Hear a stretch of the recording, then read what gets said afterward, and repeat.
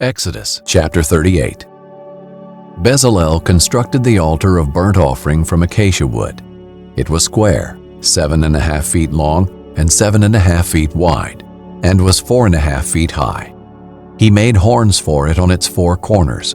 The horns were of one piece with it. Then he overlaid it with bronze.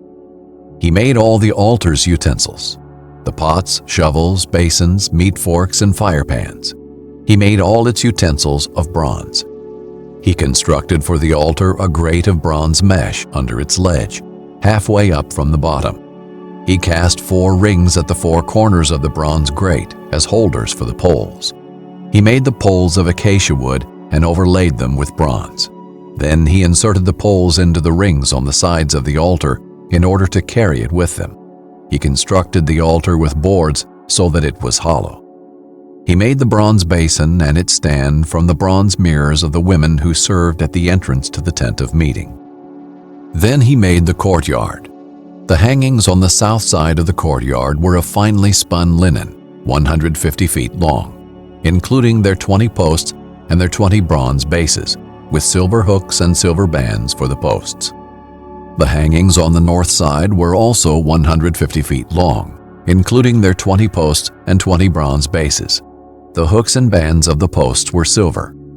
The hangings on the west side were 75 feet long, including their 10 posts and their 10 bases, with silver hooks and silver bands for the posts. And for the east side toward the sunrise, 75 feet long.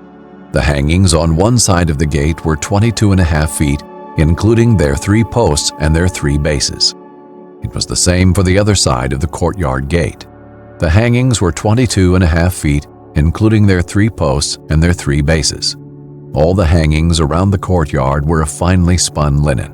The bases for the posts were bronze.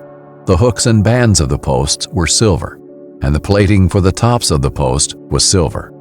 All the posts of the courtyard were banded with silver. The screen for the gate of the courtyard was made of finely spun linen, expertly embroidered with blue, purple, and scarlet yarn. It was 30 feet long, and like the hangings of the courtyard, 7.5 feet high. It had 4 posts with their 4 bronze bases. Their hooks were silver, and their top plating and their bands were silver. All the tent pegs for the tabernacle and for the surrounding courtyard were bronze. This is the inventory for the tabernacle of the testimony that was recorded at Moses' command. It was the work of the Levites under the direction of Ithamar, son of Aaron the priest. Bezalel, son of Uri, son of Hur, of the tribe of Judah, made everything that the Lord commanded Moses. With him was Aholiab, son of Ahisamach, of the tribe of Dan, a gem cutter, a designer, and an embroiderer with blue, purple, and scarlet yarn and fine linen. All the gold of the presentation offering that was used for the project in all the work on the sanctuary was 2,193 pounds, according to the sanctuary shekel.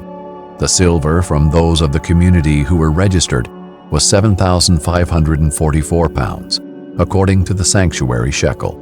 1/5 of an ounce per man, that is, half a shekel according to the sanctuary shekel, from everyone 20 years old or more who had crossed over to the registered group.